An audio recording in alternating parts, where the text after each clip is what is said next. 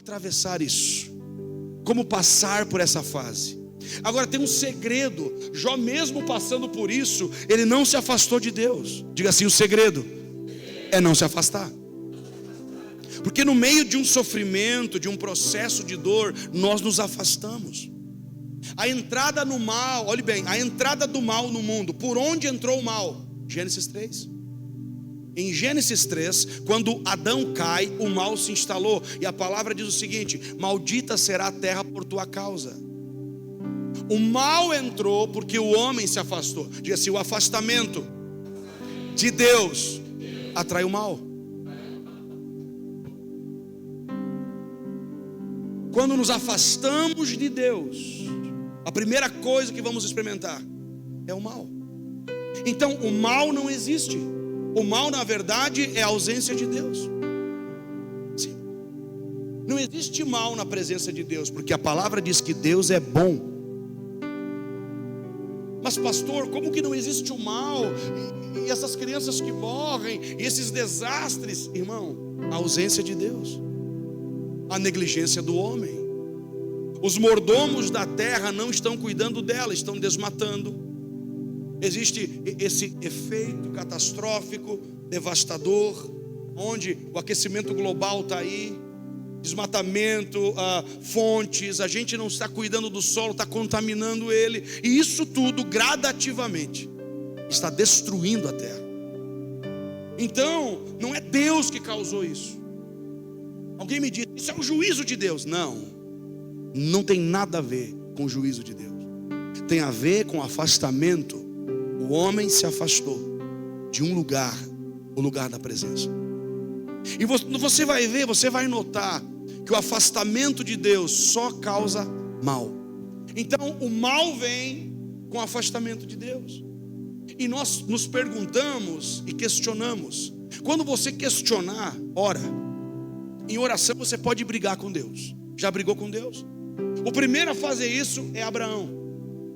Abraão está diante de Deus, e Deus vai lá destruir Sodoma e Gomorra, e ele diz: você é o juiz de toda a terra. Você vai destruir uma cidade, havendo lá alguns justos? Olha isso. Depois, mais uma vez, Moisés diz: Deus, olha a proposta de Deus para Moisés. Moisés, eu vou matar todo o povo, certo? Eu mato todo mundo. Levanto uma nação de você e acabou a história. O que Moisés diz? Não. O que irão dizer sobre o Deus deste povo? Risca o meu nome no teu livro, mas salva esse povo. Nós não entendemos os feitos de Deus. A verdade é que nós não entendemos. Ainda que nós façamos força por completo, nós não entendemos. E quando não entendemos o processo, precisamos ter uma coisa: amor pela presença de Deus, fé no que Ele está fazendo. Então é interessante nós pensarmos nisso. Pastor, por quê? Quem é o causador desse mal? O afastamento de Deus, a distância. Você vai ver que depois desta catástrofe, muitas coisas mudam. Você está comigo nisso? Então, primeiramente, expressar os nossos sentimentos diante de Deus. E às vezes até nos perguntaram o porquê. Isso não tem problema. É interessante a gente pensar. Tudo que nós vivemos com Deus não pode ser invalidado por esse momento. Jó viveu muita coisa, porque antes do sofrimento, Jó era um homem próspero, muito abençoado, uma família linda. Mas depois daquele processo, onde os amigos disseram: Jó, você está sofrendo porque você errou, Jó permaneceu firme, e ele só declara uma única coisa: eu ainda verei o meu Redentor que vive, eu ainda o verei, ele irá se levantar. No final de Jó 42, ele vai dizer: antes eu conhecia só de ouvir falar, mas agora os meus olhos te veem. Porque no meio de um processo como esse, nós aprendemos algumas lições. Não é fácil, mas se não fosse essa situação e esse momento, nós não iríamos aprender algumas coisas. Você está entendendo? Então, quando que tudo coopera para o bem? É o que a gente vai ler lá em Romanos 8:28. Lembra dessa palavra? Tudo coopera para o bem daqueles que amam a Deus. Para por aqui. Que são chamados segundo o seu propósito. Agora pergunto para você: quando que um negócio desse vai cooperar com a gente? Quem é que vai olhar para esse cenário e vai entender com maturidade o que isso vai cooperar conosco? Tudo coopera. Tudo coopera para todo mundo? Não, tudo coopera para o bem daqueles que entendem seu chamado. Você entendeu que você nasceu no tempo certo, na hora certa para enfrentar isso? Você está entendendo? Você está entendendo que nós somos a geração que vai ver a volta de Jesus? Você não está entendendo é nada. Você não está entendendo nada. Aquilo que muitos profetizaram, aquilo que muito foi falado. Nós somos uma geração que vai ver o retorno do Messias.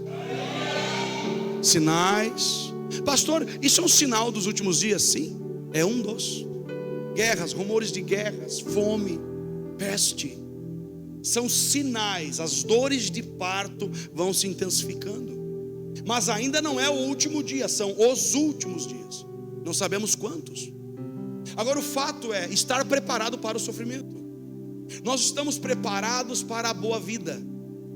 E com isso eu não quero aqui levantar uma bandeira que alimenta uma cultura masoquista. Me entenda, não é isso. Mas eu estou dizendo que há uma igreja estragada, acostumada a ter tudo para si. Quando existe um momento como esse, nós nos perguntamos, nós nos indagamos, nós olhamos e não sabemos o que responder para o mundo. Se você tem um Deus, por que o teu Deus mata as pessoas? Ele não faz isso. É o afastamento. Ele não manda uma mãe matar o filho, ele não manda um filho matar a mãe. Não. A ausência de Deus. A grande questão é, nós aprendemos no sofrimento. Todos aprendem? Não. Diga assim, as lições do sofrimento. Tem coisas que você só aprende no sofrimento. Tem coisas que você não aprende em nenhum outro lugar. Uma fase boa da sua vida não vai lhe ensinar como sofrimento. A palavra sofrimento, se você for estudar ela no grego, ela fala de carregar um peso, carregar um fardo. Quer dizer que quando você está no meio do sofrimento, o sofrimento vai gerando um exercício. Você vai exercitando o seu espírito. Você vai exercitando sua fé. Você vai exercitando sua mente. Há um lugar de sofrimento onde nós somos treinados e aprendemos muito. Todos aprendem no sofrimento? Não. Por quê? Porque só aprende no sofrimento quem é maduro. Só aprende no sofrimento quem tem chamado e entende seu chamado. Se eu nasci para atravessar tudo isso, é porque eu tenho a resposta para alguma coisa nesse tempo. Só por isso. Atravessamos a pandemia, estamos aqui. Atravessamos a catástrofe, estamos aqui. E outras tantas virão. A grande questão é, você está preparado para aquilo que está por vir? Eu vejo pais, escute aqui, pais, você que tem seus filhos, ensine a eles sobre o que é enfrentar o sofrimento. Pare de alimentar neles uma fantasia de uma vida onde não existe sofrimento. Pare de alimentar neles uma fantasia de que eles terão tudo. Para de alimentar neles uma fantasia que eles estão guardados como um bibelô, como um brinquedinho, e nenhum mal irá tocá-los. Pare com isso. Ensine, projete, treine. Eu via pessoas esses dias, sabe, tão sem esperança, tão desanimadas, que eu dizia, Deus, o que está acontecendo? Eram pessoas de fé até esses dias, e agora cadê a fé? O sofrimento vai nos revelar uma falsa fé. Porque no sofrimento você se depara com a sua fraqueza. Diga assim, coisas que só o sofrimento nos revela. Você está aqui? Quando as coisas vão bem, como é que você sabe que ama a Deus quando as coisas vão bem? Será que você ama a Deus ou ama aquilo que Ele te proporciona? Quando tudo vai bem, irmão, é fácil ter fé, é fácil vir para a igreja adorar. Quando está tudo bem, tudo tranquilo, irmão, qualquer um diz que tem fé. Quando está tudo bem, como você sabe que ama a Deus? Como que você sabe? Será que você ama a Deus de verdade ou você ama aquilo que Ele te dá? Que tem pessoas que adoram a Deus não por quem Ele é, mas por aquilo que Ele dá. Como que nós sabemos que amamos a Deus? É agora. É num tempo como esse que nosso amor é testado. É agora. É nesse momento que você vai descobrir que no fundo não amava a Deus. Você amou algumas coisas. Escute isso aqui. Há pessoas que fizeram, elas pegaram o seu amor e colocaram sobre coisas. E essas coisas sumiram, foram destruídas.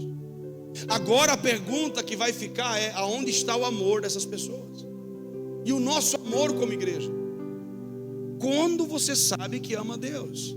Não é no momento de tranquilidade, é na falta. É naquela semana que você tem uma conta para pagar. Nunca te aconteceu isso? Nunca. Para mim sempre me acontece. Depois você ora por mim então. Para você não. Você é muito santo. Eu digo, eu tenho uma igreja só de anjo. É uma igreja angelical. É naquela semana que a mulher está doente, sua esposa está lá acamada, enferma, e você não tem nem dinheiro para comprar um remédio. É naquela semana que o carro estragou, é naquela semana que alguém te cobrou e você não tem, é naquela semana que quase estão cortando a luz. Eu passei por tudo isso já. Tudo isso eu já vivi. A grande questão é, Paulo vai dizer aqui no texto, olha interessante, eu nem vou pregar essa mensagem, mas alegrai-vos. Como é que eu vou me alegrar? Ele diz, na esperança. Quer atravessar o sofrimento melhor? Se alegra. Pastor, como é que alguém vai rir no meio do sofrimento? Não é o sofrimento, é a esperança. Diga assim, esperança. Diga assim, esperança. É fé no futuro. O que me alegra não é o agora. Agora é triste, mas eu tenho uma fé no futuro. Eu tenho esperança, e a palavra diz, nós temos o Deus da esperança. Esperança é uma alegre antecipação de algo que está por vir. Eu tenho esperança. A esperança de Israel é o Senhor. Nossa esperança, fé no futuro. Alegrai-vos na esperança. Aqui ele vai dizer assim, alegrai-vos na esperança, sede pacientes. Sabe uma coisa que nos testa hoje? Paciência. Porque no meio do sofrimento, se tem uma coisa que você tem que ter, é paciência. Primeiro com você, viu? Que tem gente que não tem paciência consigo. Tenha paciência com os teus erros. Tenha paciência com os erros dos outros. Esposas, ei, mulheres, tenham paciência com os seus maridos. Eles não são fáceis, eu sei. Nós estamos orando. E você que não tem um, trate de arrumar, para que você amadureça e cresça. E está vendo? Jesus está voltando. Vocês estão casados, não casa mais, né? Minha irmã me ligou, só tenho medo, pastor, só o medo com essa chuvarada. Falei, por quê? Eu não casei ainda. Calma, vai que vem um bombeiro pelas águas, um loirão, chega lá de capacete na cabeça, aí chega, fala inglês, aí lascou. Vai ter que arrumar uma amiga que traduza. O fato é que nós estamos vivendo experiências assim. Paciência. Tenha calma, saiba esperar. Não tenta sair antes da hora. Ei, não sai do processo antes da hora. Calma. Porque a gente está no meio do sofrimento. O que a gente quer? Quero me libertar disso, quero me livrar. Calma. Tem uma voz que você ouve só no meio do deserto. Tem experiências, tem revelações. As maiores revelações que Deus me deu não foi em dias tranquilos, foram os dos piores dias da minha vida. Os maiores dons que eu recebi de Deus não foram me dados num solo de tranquilidade, era num solo de guerra, de batalha. Então, há uma pergunta para nós: se manter pacientes. Eu queria explorar mais esse texto, mas não vai dar tempo. Na tribulação perseverai. Desistir de tudo, isso aí, irmão, já tem gente fazendo. E se você começar a ouvir as pessoas erradas, vai estar todo mundo mandando você parar, desistir. Para, desista. Eu fui visitar pessoas, tem um irmão aqui da igreja, entrou água no estabelecimento dele. A gente foi lá, parou o carro, tudo aquilo bagunçado, lama até o teto, tudo virado. E eu disse: você, pastor, eu creio em algo, isso aqui está me provocando a crescer. Já liguei lá para o dono do outro prédio, já estou indo para um lugar maior.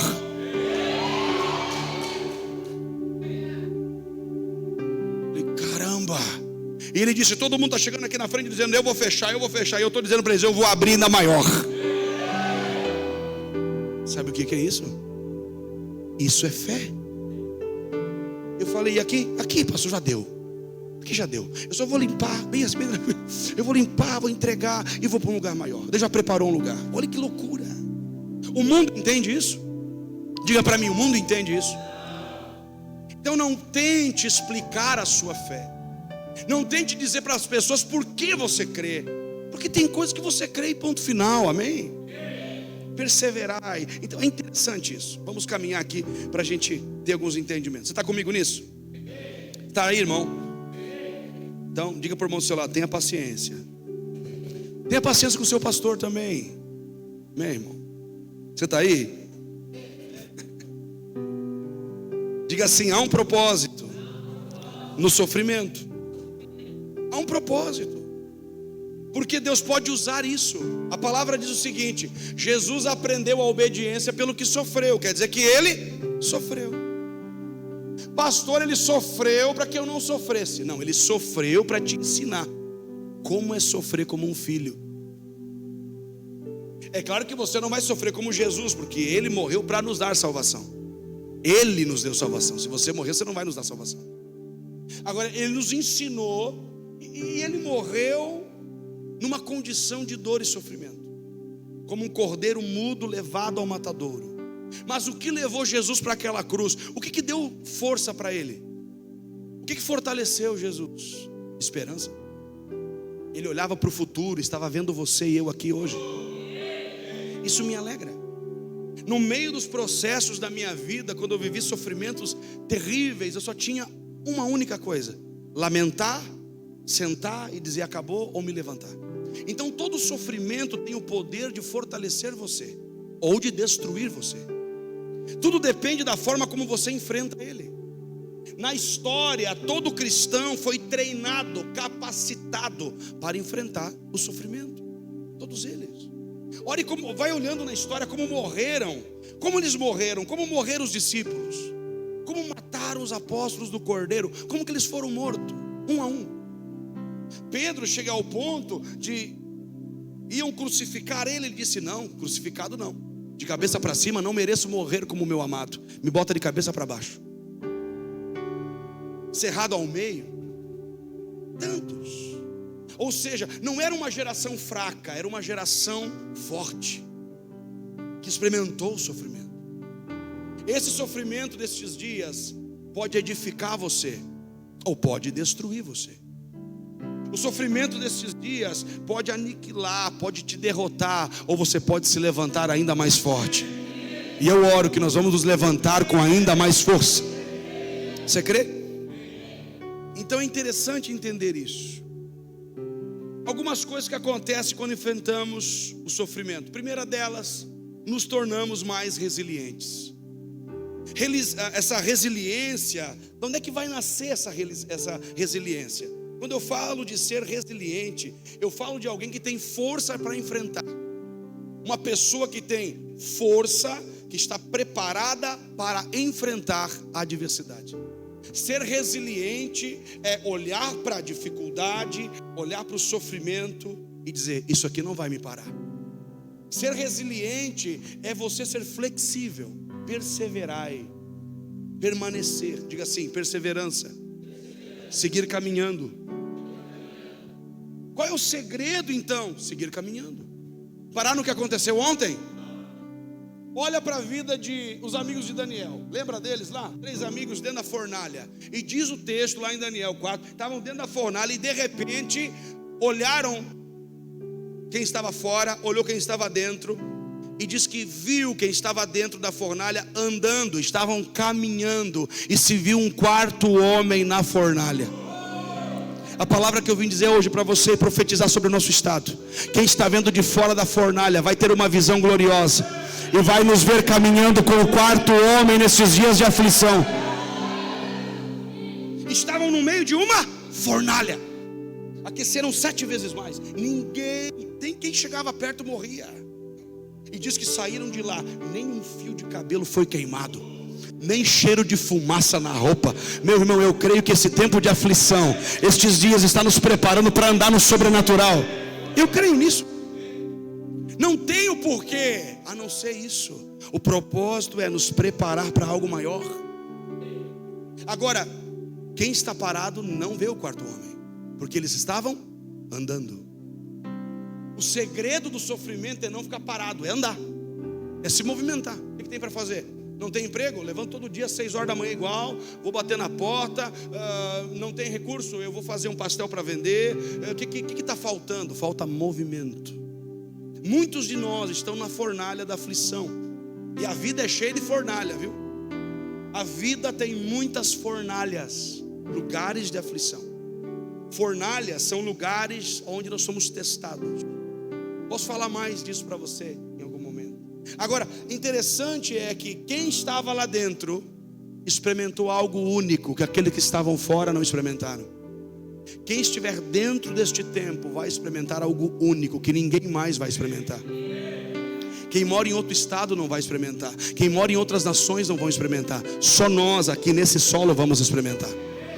Você está comigo? Então, ser resiliente, ter a capacidade de enfrentar a luta, sabe, sem perder a fé. Você sabe que é uma luta. Ai, pastor, eu vou fechar os meus olhos. Não, tem que abrir. Davi não lutou com os olhos fechados assim. Ele olhou para a adversidade e mirou sua pedra. Simples. Não dá para você fechar os olhos para aquilo que está por vir. Haverão dias difíceis, economicamente falando, irmão. O nosso estado já passava antes uma grande batalha, um grande estreito. Imagine agora. Agora, por conta disso, vamos desanimar? Segredos para você enfrentar esses dias. Seja resiliente. Uma coisa poderosa que o sofrimento nos dá: o sofrimento melhora nossos relacionamentos. Todo sofrimento. Estavam sozinhos os amigos de Daniel? Oi? Era um só? Quantos eram? 4. Isso, eram 4, não era 3. Tinha um quarto homem.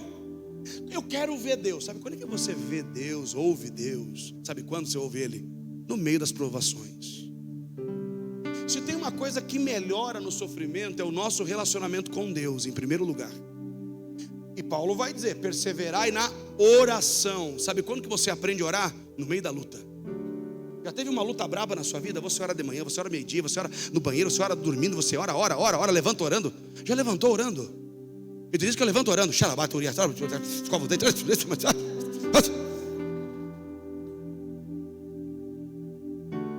Raquel fala em línguas dormindo.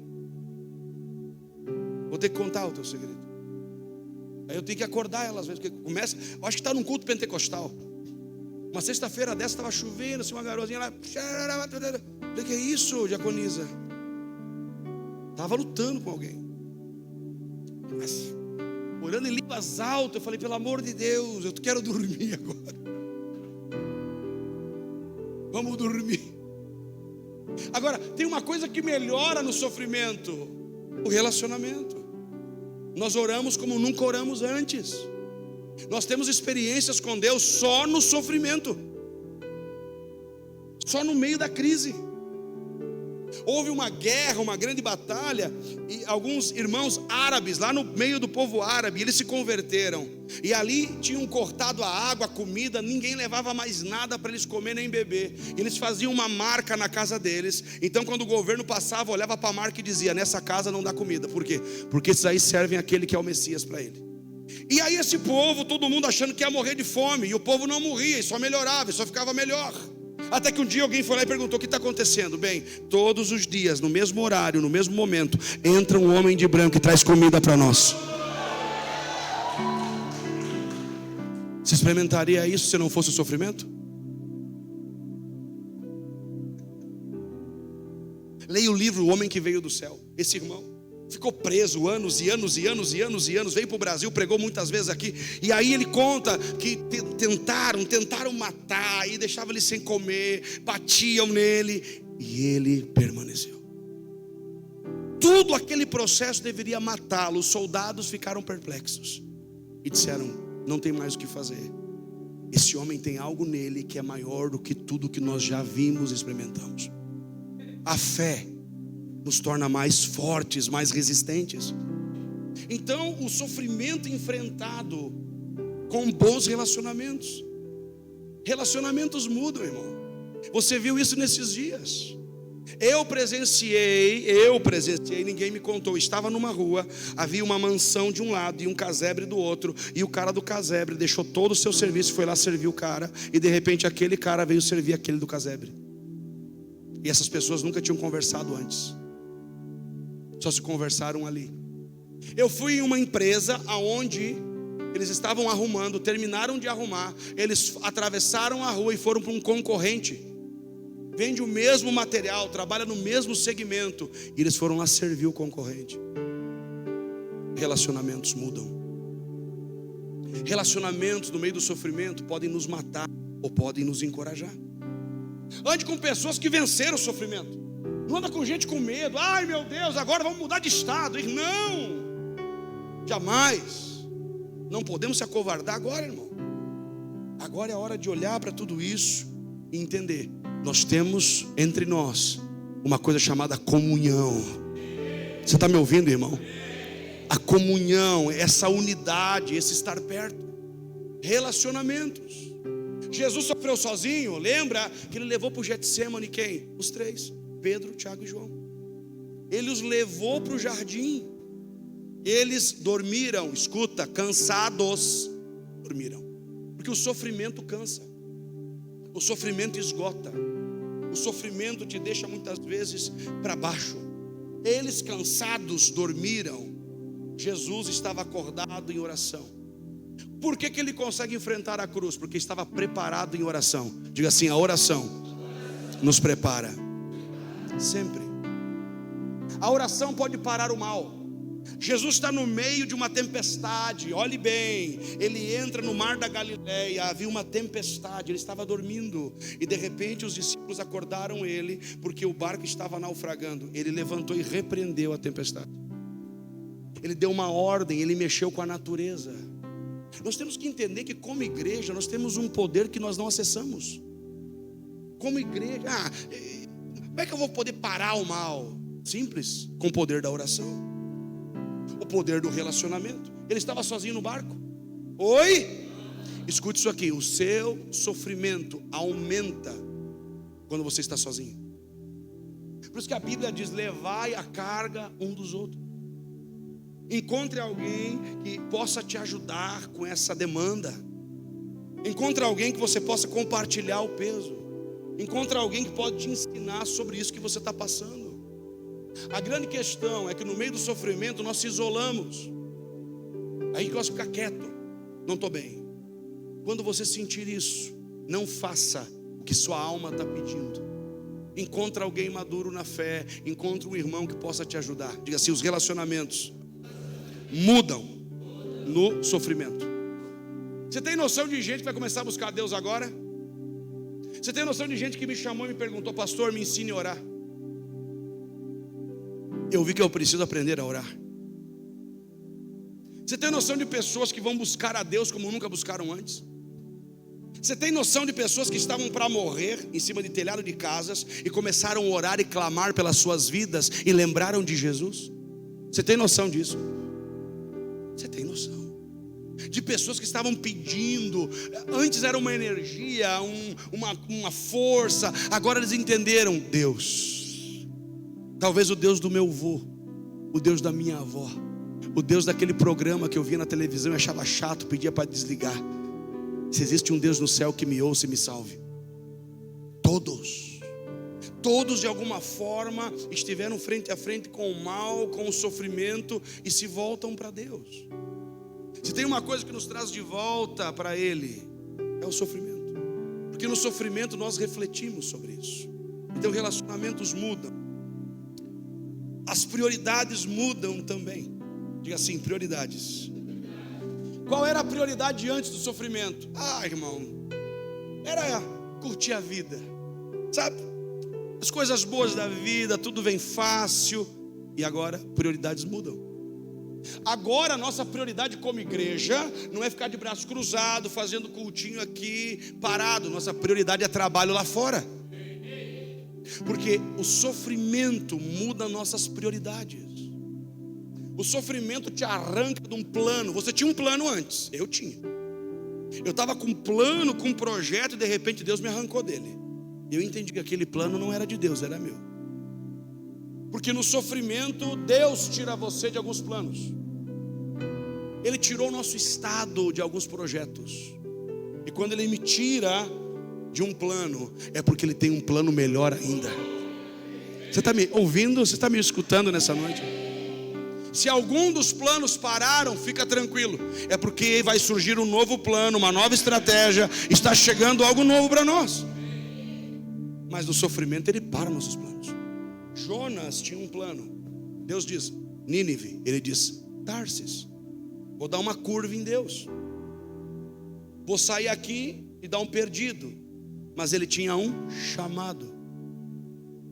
Quando entrou numa rota errada, Deus criou uma tempestade e trouxe Jonas de volta para o rumo certo. Eu tenho para mim que esse momento todo não está nos distanciando, pelo contrário, está nos recolocando, nos restabelecendo na rota certa. Por isso que nesse momento agora de aflição, de dor, calma, prioridades vão mudar, planos vão ter que mudar. Talvez o tempo que você tinha dito para alguma coisa vai ter que mudar. Não é que vai demorar mais, talvez vai ser mais rápido do que você imagina. Você está comigo aí, irmão? Então, prioridades mudam, projetos mudam. Diga assim, no sofrimento, nosso maior inimigo se revela. Quem é o nosso maior inimigo? O pastor, nosso maior inimigo é o diabo. Não, nosso orgulho. O diabo é um derrotado. No sofrimento, o seu pior vem para fora e o seu melhor vem para fora. Eu estava falando com o Eliezer foi carregar algo com o caminhão dele, e uma mulher disse assim, que eram só as coisas dela para ir no caminhão. É isso, né, Eliezer? Só pensou nela. O Eliezer, chocado, disse não. E vamos carregar, vamos salvar mais gente. Por quê? Porque no momento do sofrimento, o nosso pior vem para fora. Já se deparou com o seu pior? Naquele momento que você não tem, naquele momento que dá tudo errado, não venha dizer para mim que você adora. Não venha dizer para mim que você fica quietinho, não. Você procura alguém para culpar. Primeira coisa que a gente faz, quem é o culpado disso tudo? Agora o povo vai culpar o governador, vai culpar o prefeito, vai culpar Deus, que vai culpar todo mundo. Até os pastores estão culpando. Hoje eu vi um cara dizendo assim, cadê os pastores? Eu estou aqui, irmão. Estava cheio de lama até agora há pouco. Simples. Mas o cara estava lá. Cadê os pastores? Cadê a igreja? Calma, irmão. Calma. Nós estamos aqui. Mas há pessoas descontentes com tudo. Orgulho. O orgulho mata. Uma coisa que é revelada no meio do sofrimento é o nosso orgulho. Por quê? Porque nós não gostamos de pedir ajuda. O apóstolo Paulo vai dizer, vamos para o texto ali, Romanos 12:12. Socorrei os santos nas suas necessidades.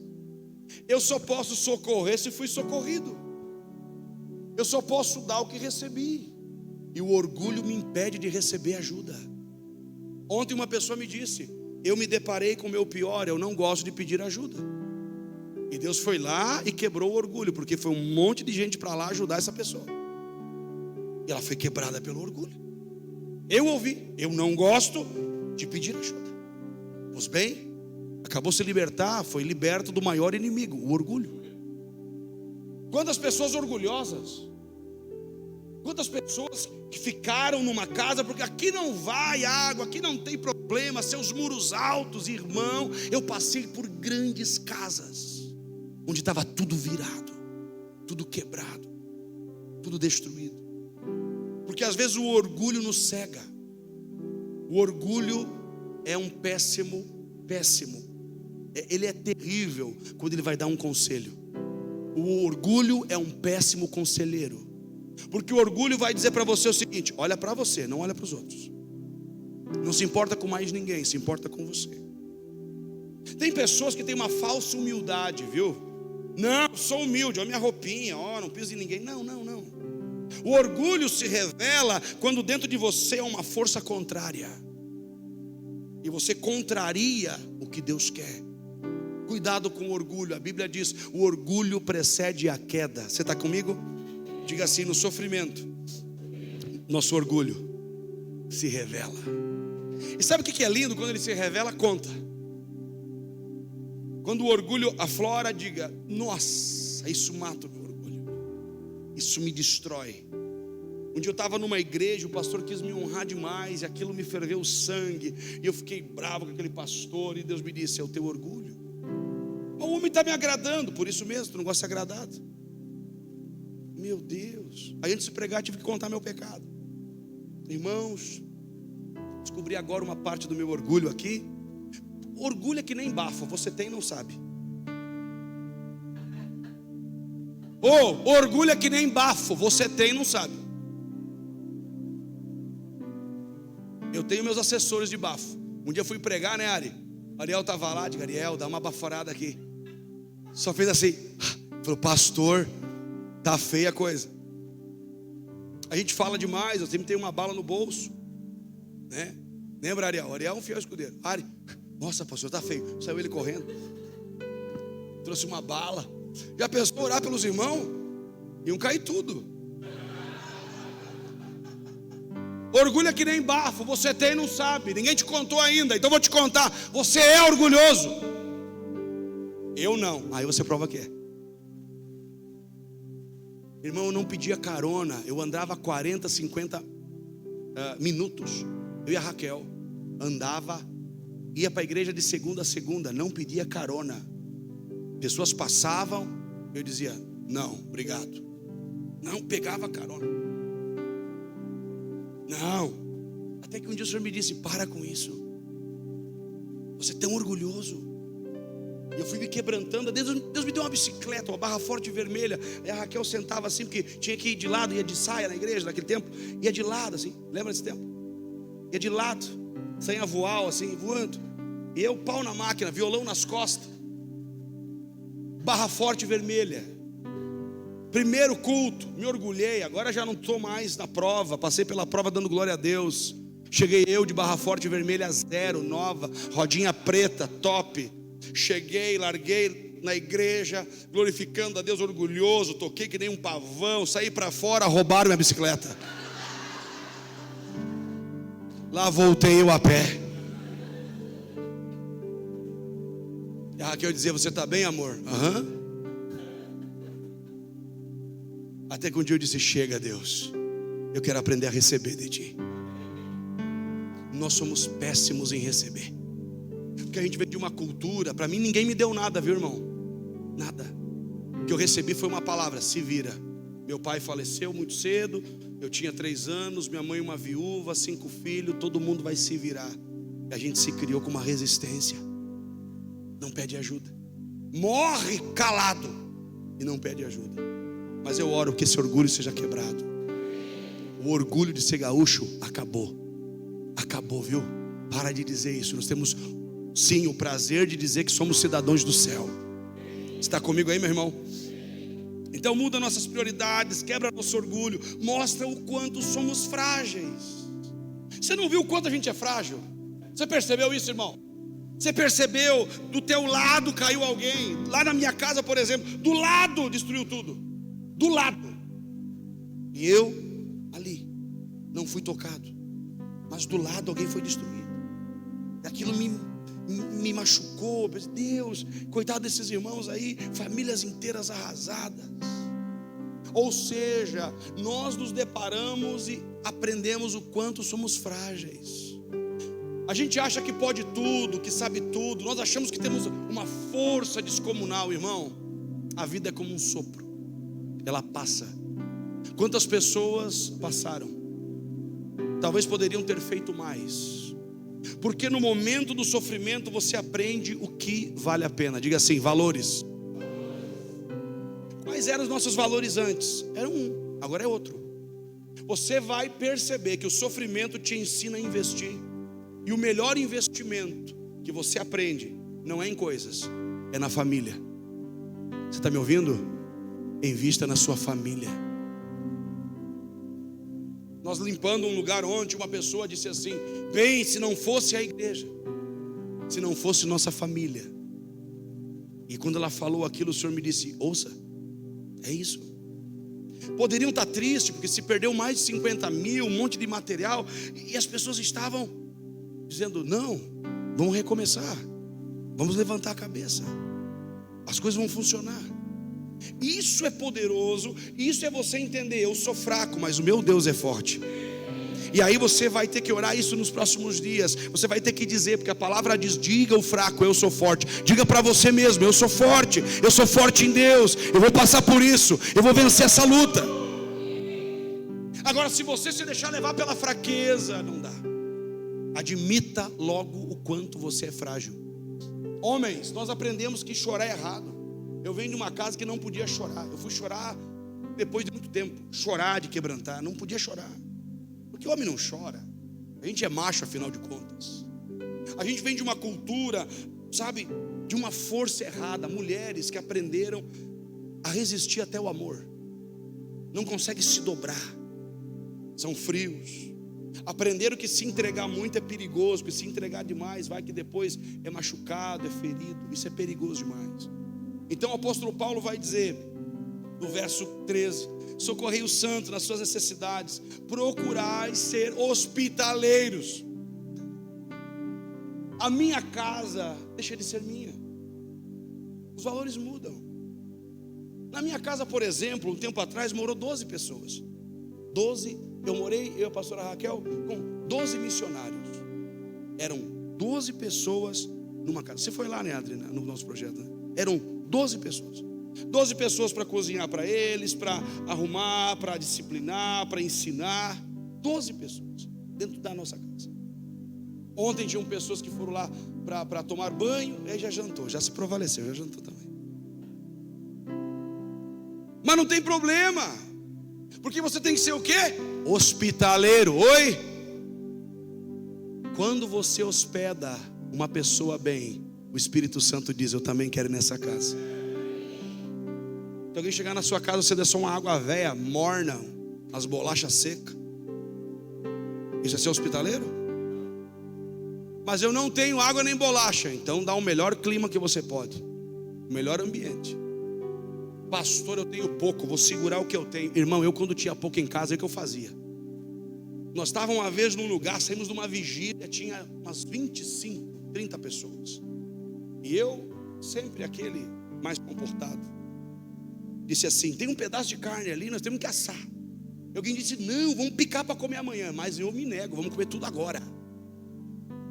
Deus vai prover de novo. E olha que não tinha essa música: irás prover de novo. E todo mundo vai na pilha daquele que tem fé. Um salsichão e aquele pedaço, que não era de picanha, era uma paleta com osso. Olha que coisa boa. Botou no espeto. Aquilo estava assado, 25 pessoas ao redor daquela fogueira, um pedacinho de carne assim. De repente o assador teve a brilhante ideia de bater a carne. E tinha uma cerquinha. E do outro lado tinha um cachorrinho bem magrinho. A carniça fez assim, e o cachorrinho só viu a carne, pegou e foi feliz aquela noite. E nós, para não brigar, não comemos aquele salsichão. Mas sabe o que tomou conta de nós naquele momento? Hospitalidade. Quem tinha um pão, deu um pedaço de pão para o outro. Hospitalidade é isso, irmão. Eu andei por esse Brasil visitando tanta igreja, fiquei em tanta casa, e nas casas que eu entrava tinha gente tão hospitaleira. Gente que ama Jesus, é hospitaleiro, sabe? Você é bem recebido. Eu não vou onde não sou celebrado. Eu não vou. Eu vou onde eu sou celebrado, onde eu sou amado, onde a gente, agora no jejum não dá muito, né? Mas depois dá. Me convida que eu vou depois, né? Eu tenho quantos churrascos agendados aí, tenho quantos me devendo, mas depois do jejum. Então você tem que ser hospitaleiro. Diga assim: hospedar a presença. Sabe, ser hospitaleiro. Paulo vai dizer, porque ele era um homem que caminhava, que andava, e ele ia em algumas casas. E ele ia e ficava numa casa de um casal chamado Priscila e Áquila. E ele chama eles de cooperadores em Cristo. Pessoas que recebiam o apóstolo Paulo. E ele se sentia bem naquela casa.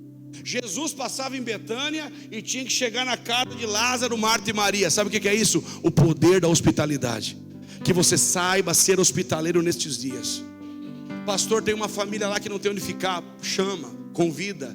Não tem casa, leva, ajuda. Um banho, um jantar, alguma coisa. Pastor, eu não tenho muito para oferecer. Oferece teu pouco. Quando você oferece teu pouco, Deus multiplica o teu pouco. Você está comigo, irmão?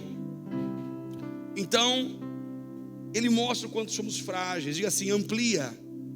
Vamos lá, diga, amplia o nosso campo de visão.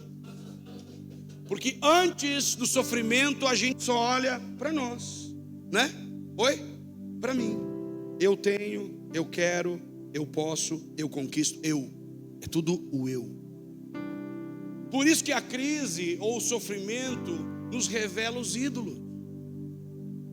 Sabe quando você vai descobrir que você tem um ídolo no seu coração? Agora. Agora que você queria tanto uma coisa e não tem. Agora que você perdeu algo que você ama. Algo que você gostava, estava pegado naquilo. Nós descobrimos que estávamos amando as coisas erradas. E nesse processo, a nossa visão é ampliada. Isaías capítulo 6 diz o seguinte: no ano da morte do rei Uzias, eu vi o Senhor assentado sobre seu trono. No ano fácil? Oi?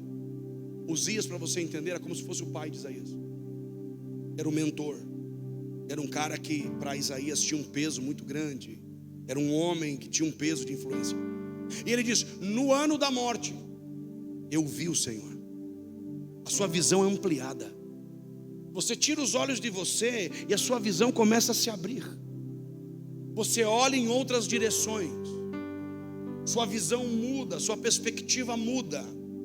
Você imaginava de um jeito e agora tem que levantar os olhos. Porque no meio da crise a palavra é: levante os olhos para os montes, de onde te virá o socorro. Diga assim, levantar os olhos. Levantar os olhos, essa expressão bíblica é levantar, querido. É caminhar. Quando você ia, você tinha lutas aqui. Você tinha batalhas, inimigos, bloqueios na estrada.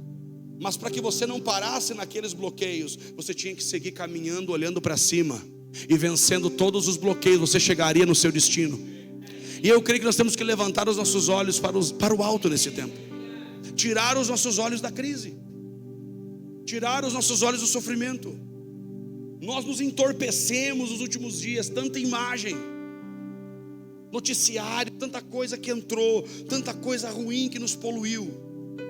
Agora chega na sua casa, coloca um louvor, entroniza o Senhor e muda aquele clima. Porque de tanto nós olharmos isso vai nos matando. Eu não estou falando para você não estar bem informado. Eu amo notícia. Mas chega uma hora que você pode ser saturado com isso. Isso é perigoso. Então, amplia a nossa visão. Você está comigo? Nós fazemos um autoexame. Você fez um autoexame na sua vida nesses dias? Você fez um autoexame? Se você não fez, faça. O que é um autoexame? Olhe para você. Pastor, comigo não aconteceu nada. Aconteceu com alguém da família, aconteceu algo com um amigo. Não, mas olha para você. Olha para algumas coisas importantes na sua vida. Um autoexame da sua vida vai mostrar primeiro, sempre quem nós fomos. Você vai se ver quem de fato você é. Será que você se importa com alguém? Tudo isso moveu você para perto das pessoas? Ou está fazendo com que você esteja longe das pessoas? Tudo isso vai trazer você ainda mais perto de Deus? Ou vai fazer você se afastar de Deus? Então, o autoexame vai nos mostrar quem nós sempre fomos. Egoístas, materialistas, cheios de eu, do ego, essa egolatria. Eu tenho, eu faço, eu posso. E tudo isso, nesse autoexame, vai ficando claro. Vai revelar nossas fraquezas. Fraqueza. Eu recebi ligação de pessoas de alto nível de influência dizendo: eu preciso que alguém me ajude, eu não estou conseguindo suportar esse momento. Mas como assim? Agora há pouco era uma pessoa que ostentava, era orgulhoso, e agora está pedindo socorro.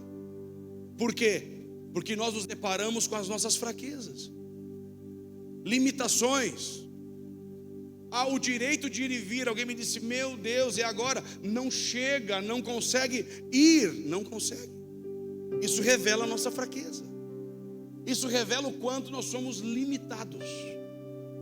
A nossa falta de fé também. Diga assim, uma falsa fé. Por que eu digo uma falsa fé, irmão? Porque era um momento tranquilo, e aí tem uma falsa fé. Quando tudo está bem, quando tudo está em paz, não é aí que a fé se revela. A fé cresce num ambiente difícil. O ambiente de crescimento da fé é um ambiente de luta, é um ambiente de tensão. É ali que a fé cresce. Diga assim, a fé cresce na zona de insegurança. Na minha segurança eu domino. É outro ponto que no autoexame você vai ver o quanto você controla, o quanto você controlava a sua vida, o quanto pessoas achavam que controlavam tudo. Eu controlo meu tempo, eu controlo minha vida. Agora nós vemos que não controlamos nada. Perdemos o controle, mas nada saiu das mãos de Deus. Ele continua no controle. Você começa a refletir. Você começa a perceber na balança da sua vida o que tem peso. Coisas. Você queria mais disso, mais daquilo outro. Deus me dá, mas não, Deus, obrigado. O Senhor vai dar. Eu sei. Mas hoje eu quero olhar para mim e quero ver essa fé aumentando na minha vida.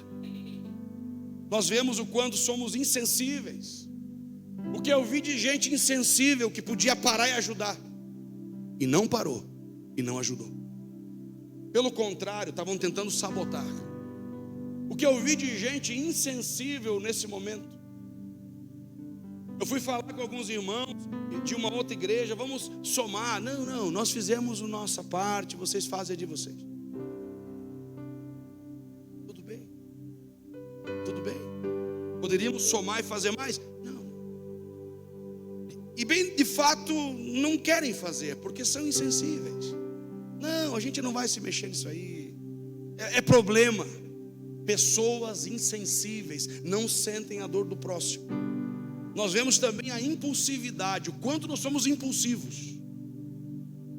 Eu vi um homem remando um barquinho com 2 cachorros, a mulher dele e uma filha. E ele olhava para a grande casa e dizia assim: isso aqui tudo é lixo. O maior tesouro está aqui dentro do barco. Você acha que esse homem sempre pensou assim?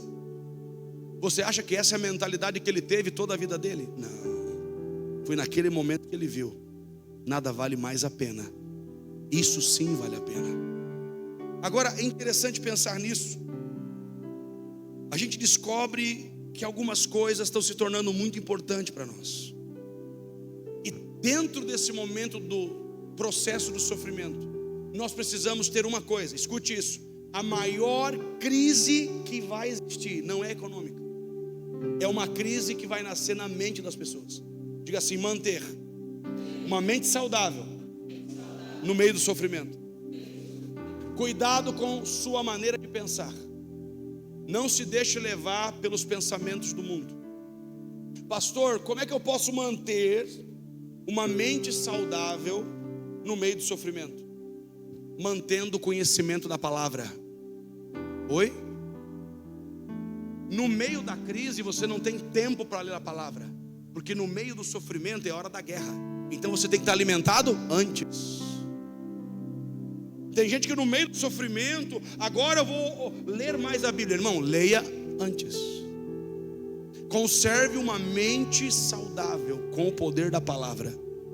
A equipe pode subir aqui. Por que eu falo de pessoas doentes? Emocionalmente tem gente que vai padecer. Tem gente que não vai conseguir se libertar desses traumas. Tem gente que não vai conseguir talvez se levantar mais. Eu estava ontem com um empresário e ele me disse que só na rua dele, que ele contou, mais de 15 comércios não vão reabrir. As pessoas decidiram não reabrir mais. Acabou. Não querem mais. Porque há pessoas tomadas de uma mentalidade de derrota. Diga assim: mas nós temos. Diga: mas nós temos a mente de Cristo. Isso é poderoso. Nós temos a mente de Cristo. Quer dizer que nós temos a mentalidade de esperança, nós temos a mentalidade de fé. Nós temos a mentalidade do reino, e o reino é maior do que isso. O reino é mais forte do que essa catástrofe. Agora o mundo vai perguntar para você: cadê o teu Deus? E no meio do sofrimento, tem uma coisa que nós não podemos negar: no meio do sofrimento, nós temos que dar glória a Deus. Dê glória a Deus no meio de pessoas que estão olhando para você. O mundo vai tentar observar o seu comportamento. Vamos ver, em algum momento ele vai desistir. Em algum momento essa pessoa vai falar aqui algo errado, vai murmurar, vai reclamar. Em algum momento essa pessoa vai dizer: chega, não aguento mais. Nós precisamos dar glória a Deus estes dias. E as pessoas olhando para você vão aprender o quê? Olhando para o nosso comportamento diante do sofrimento, eles querem ver você desistindo. Eles querem ver você dizendo: chega, eu não quero mais. Mas o que eles vão ver é você dando glória a Deus. A glória que é dada a Deus no meio do sofrimento. Um dia os discípulos perguntaram para Jesus. Havia um homem cego de nascença, e eles disseram: e esse homem, quem pecou? Foi o pai ou a mãe dele? Jesus disse: não foi ninguém. Ele está assim para que o nome de Deus seja glorificado através dele. E eu vejo que o nome do Senhor será glorificado nesses dias. Talvez alguém esperaria que você chegasse amanhã desanimado: meu Deus, o que vai ser de nós? E você vai chegar dizendo: glória seja dada ao nome do Senhor. E alguém vai ficar impactado com a sua fé. Alguém vai ficar impactado com a sua perseverança. Alguém precisa aprender com você. A igreja hoje é que nem Sunamita. Sunamita é uma mulher que foi visitada por uma bênção. Ela recebeu um filho. O profeta disse: você terá um filho. E de fato ela viveu aquela linda promessa. Mas de repente o tempo se passou e o filho morreu. E diz que o filho caiu morto no campo, nos braços do pai. O pai, diante do filho morto, mandou um empregado pegar o filho morto e levar para casa. E o pai não se deu o trabalho de parar de trabalhar. Você entende? O pai com o filho morto entrega para um outro e diz: leva ele, porque eu não posso parar de trabalhar. E aquela mulher sai, deixa o filho em casa morto e vai rumo ao homem de Deus. Ela quer chegar diante do profeta, e de repente o servo do profeta vê ela e diz: Sunamita, como é que estão as coisas? O filho morto, lembrando, o filho está morto. Quando perguntada como é que vão as coisas, ela diz: vai tudo bem. Pastor, isso é uma mentira, isso é uma verdade. Isso é uma realidade que a fé projeta.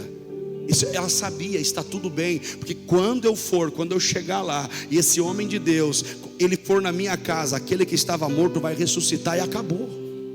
É esse milagre que nós precisamos. Alguém vai perguntar para você: como que você consegue estar tranquilo? Eu tenho um Deus. Está tudo bem.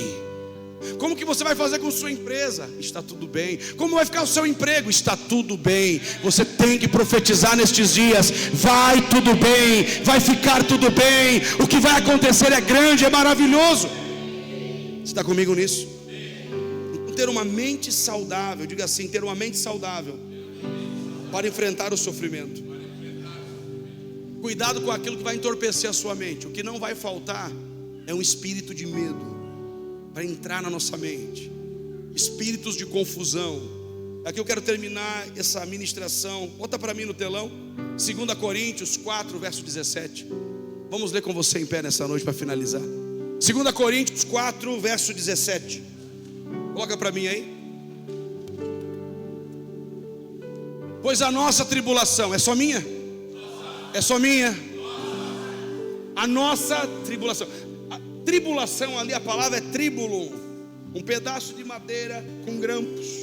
Então você passava o tribulum sobre a palha para separar a semente da palha.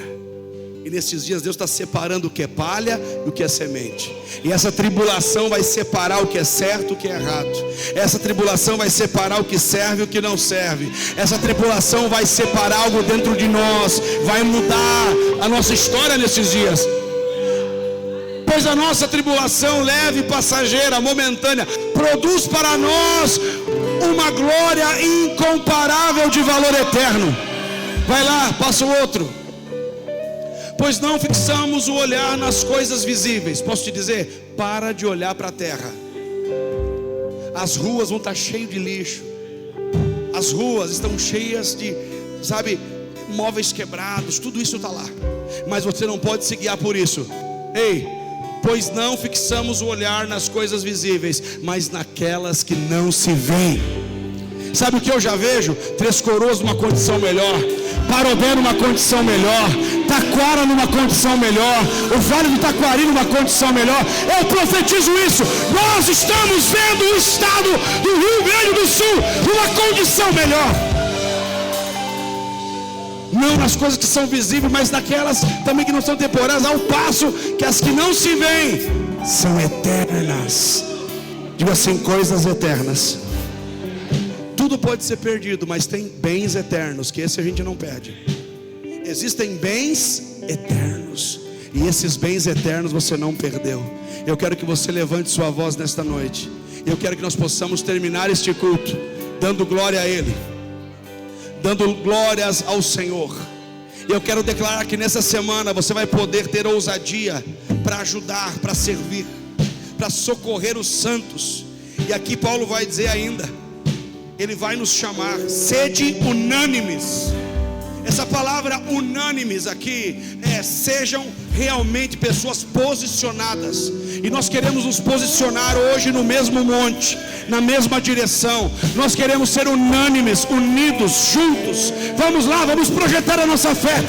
Vamos projetar a nossa fé. Aquilo que foi destruído será restaurado. O que foi quebrado será construído e restabelecido. O que foi impedido será liberado. Novas rotas de liberações. Pai, nós oramos mais uma vez.